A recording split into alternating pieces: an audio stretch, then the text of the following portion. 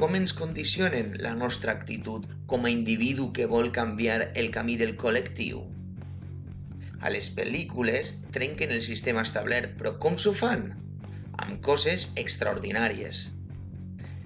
Un entrenador, una katana, un príncep, una poció màgica, un elegit, un superheroi, un altre superheroi, un detectiu, una superheroïna. Quin missatge ens envien directament?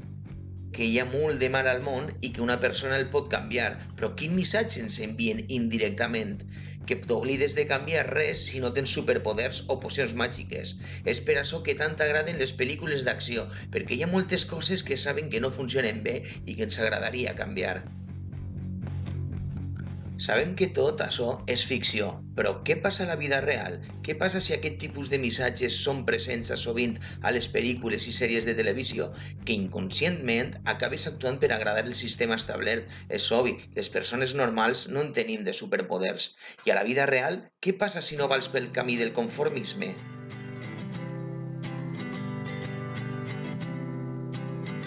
Y ahora me tienen que criminalizar. Ahora veréis cómo va a haber un ataque tremendo. Juan Ignacio Blanco intenta esclarir qué les va a pasar a les chiquetes de Alcácer.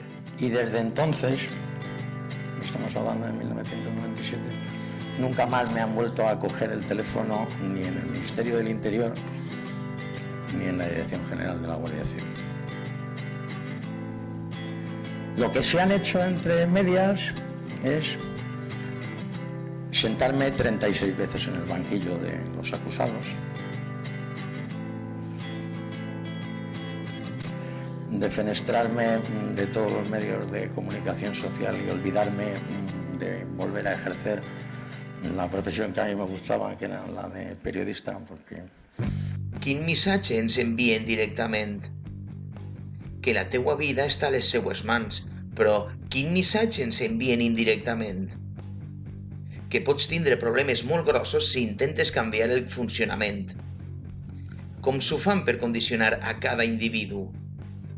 Desgraciadament som nosaltres mateixos qui escampem el seu missatge indirecte fent retuts. Per què? Directament, quin sentiment ens desperta aquest tipus d'abús? Ràbia, una ràbia que es referma en les nostres conviccions. Però quin sentiment ens desperta indirectament? Desempara davant del sistema legal i que ens plantegem fer les coses de forma que no molestem el sistema.